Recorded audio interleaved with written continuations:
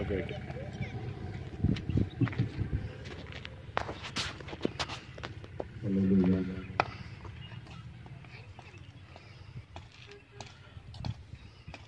இந்த சாயங்கால வேளையில் எல்லாரும் இந்த காட்டு வேலைக்கு போயிட்டு அழைப்போடு பல்வேறு சூழ்நிலைகளில் இந்த மலை நாட்டில் நீங்கள்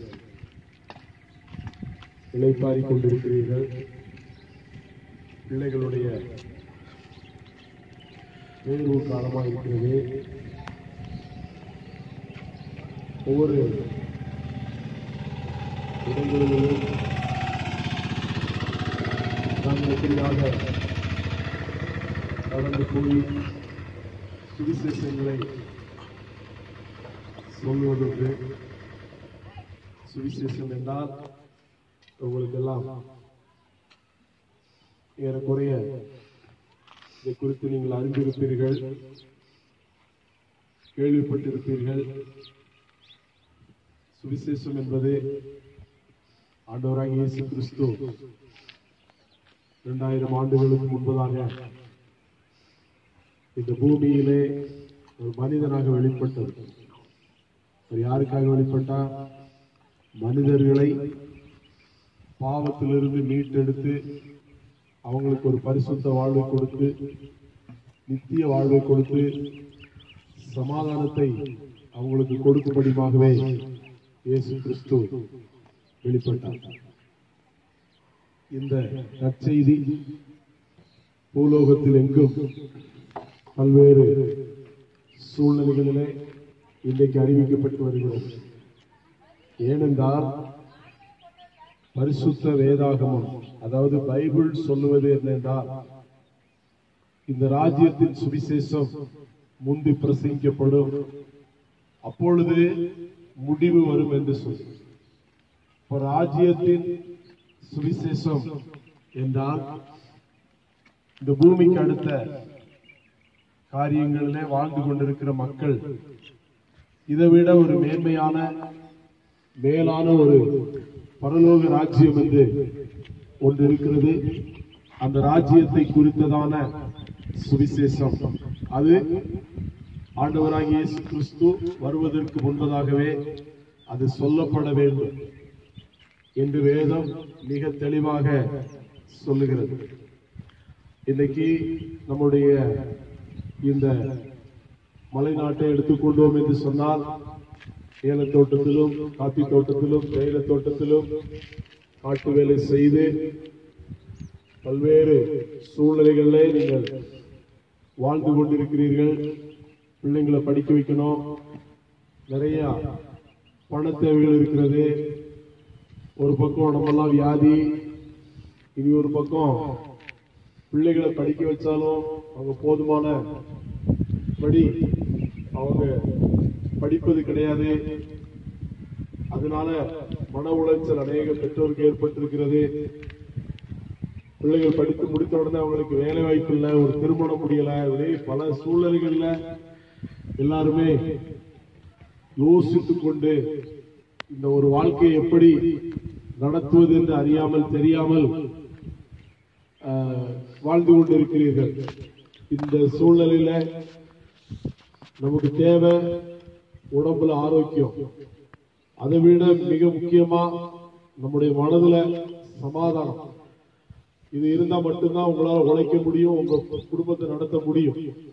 இன்னைக்கு நிறைய பேர் பாத்தீங்கன்னு சொன்னா, வேலை செய்யற ராத்திரி பகலாக உழைச்சு வேலை செய்யறதான அந்த பணத்தை வாங்கி மருத்துவமனையில தான் கொண்டு போய் செலவிடுவாங்க.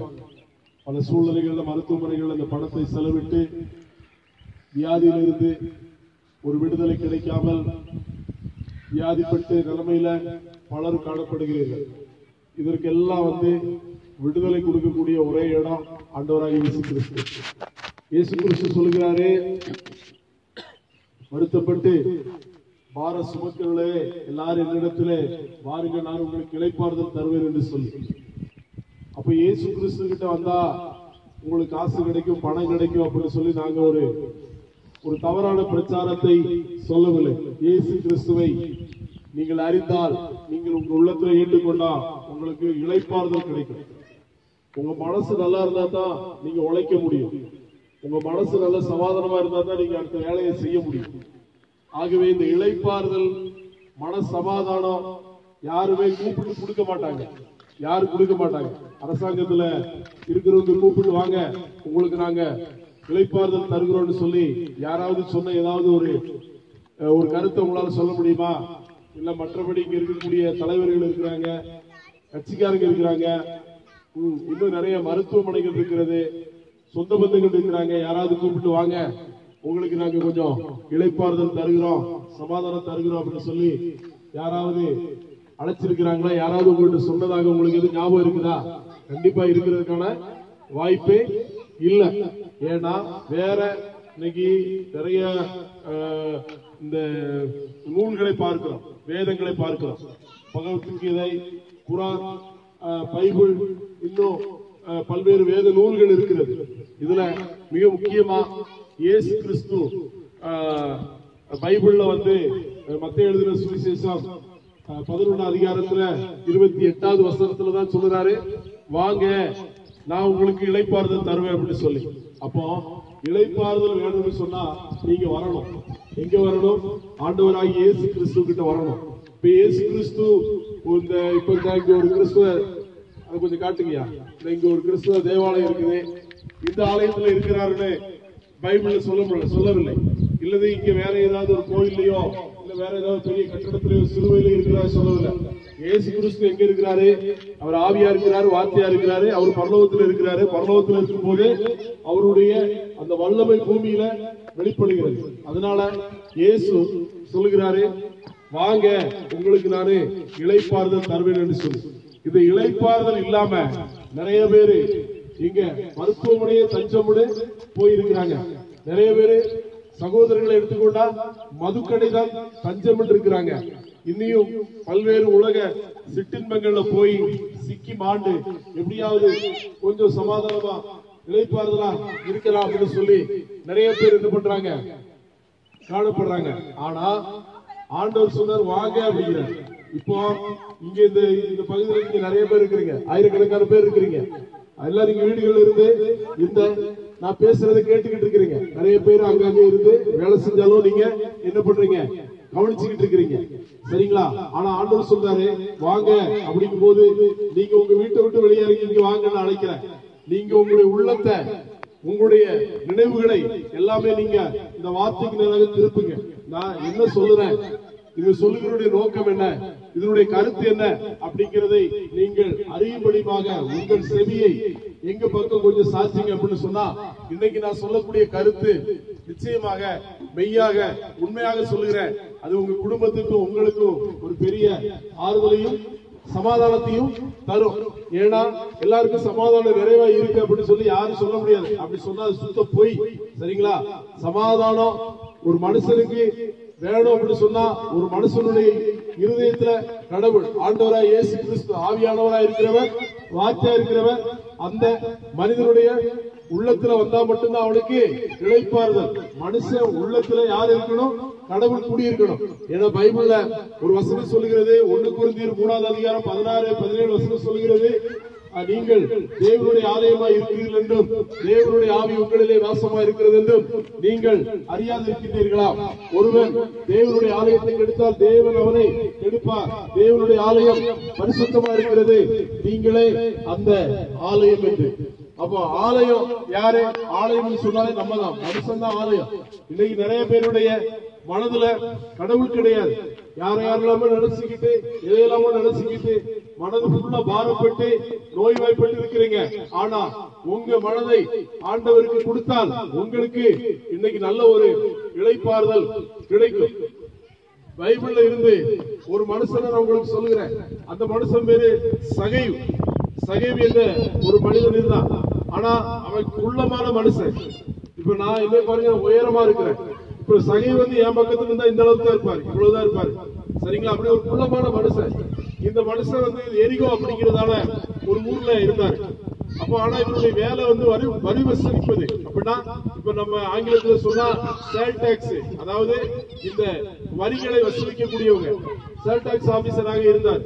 ஆனாலும் இயேசு இந்த பூமியில முதல் நூற்றாண்டுல அவர் வாழ்ந்த காலங்களில் அவர் செய்த பணி, அந்த ஊழிய பாதையில அவர் வரும்போது எரிகோ வழியாக இயேசு வாராரு அப்படின்னு சொல்லி எல்லாரும் கேள்விப்படும் போது இந்த சகையும் கேள்விப்பட்டு என்ன செய்யறான், இயேசுவை பார்க்கணும் அப்படி சொல்லி இவன் ஆசைப்பட்டு என்ன பண்ணானா, ஒரு மரத்துக்கு மேல போய் ஏறி உட்கார்ந்துகிட்டான். அந்த மரம் காட்டத்தி மரம், இப்படி ஒரு பெரிய உயரமான மரம். இந்த மரத்துல போய் என்ன பண்ணிட்டான், யாருக்கும் தெரியாம ஒளிஞ்சு உட்கார்ந்துகிட்டான். ஆனா இந்த பாதை வழியே இயேசு வராரு. இயேசு வரும்போது இந்த மரத்து பக்கத்துல வந்து நிக்கிறாரு. இப்படி மேல பாக்குறாரு. மேல பார்க்கும்போது சகை அங்க உட்கார்ந்து இருக்கிறான், ஒளிஞ்சு உட்கார்ந்து இருக்கிறான். உடனே இயேசு என்ன சொல்கிறாரு, சகைவே நீ சீக்கிரமா கீழே இறங்கி வா, இன்னைக்கு நானு உன் வீட்டுல தங்கணும் அப்படின்னு சொன்னாரு. உடனே இந்த சகை என்ன பண்ணா, சந்தோஷமாக இறங்கி வந்தான். அதே மாதிரி இன்னைக்கு நீங்க பல்வேறு சூழ்நிலைகள்ல நீங்க மறைவாக இருந்து இந்த வார்த்தையை கேட்டுக்கொண்டு இருக்கிறீர்கள். நான் சொல்லட்டும், நீங்க கொஞ்சம் உங்களுடைய இருதயத்தை நீங்கள் இயேசுவுக்கு இந்த வார்த்தைக்கு நேராக திருப்புவீர்கள் என்று சொன்னால் மெய்யாகவே நான் சொல்லக்கூடிய சத்தியம் இன்னைக்கு உங்க வீட்டுல நடக்கும்.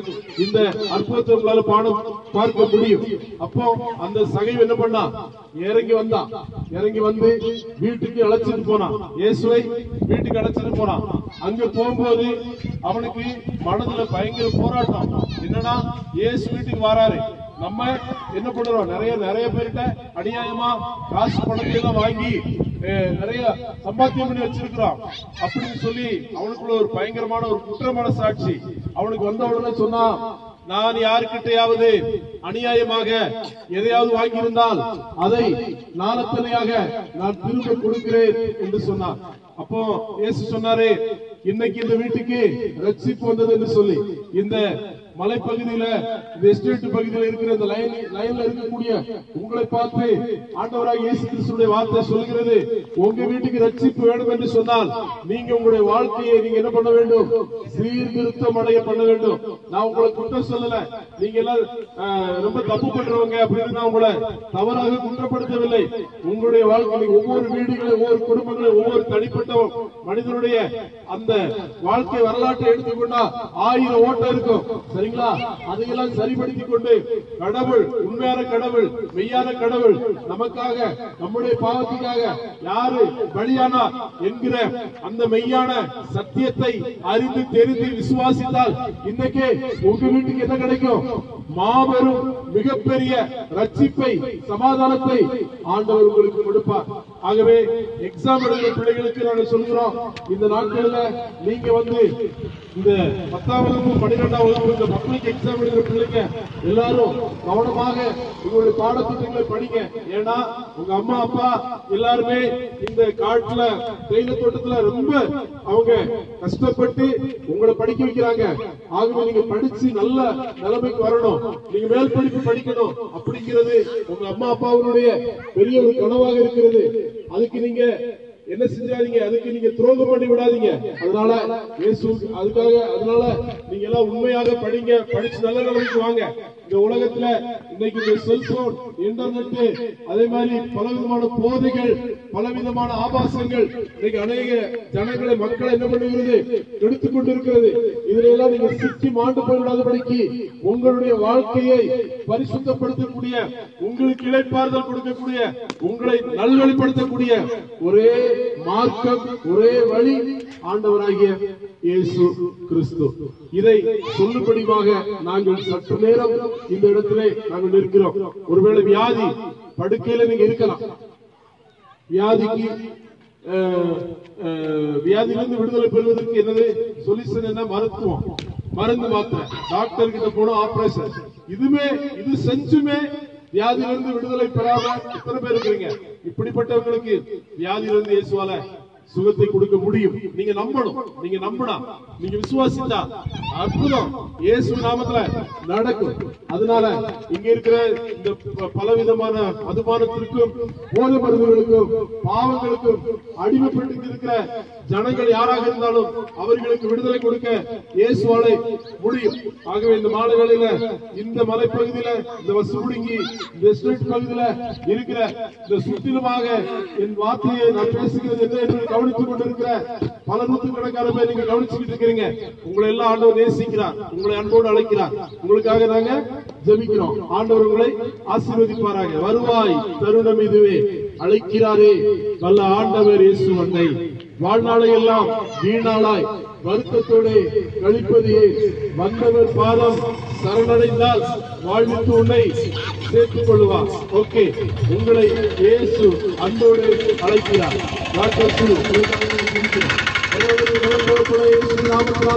இந்த பகுதிக்கு எல்லா மக்களுக்காக ஜனங்களுக்காக சொல்றோம்.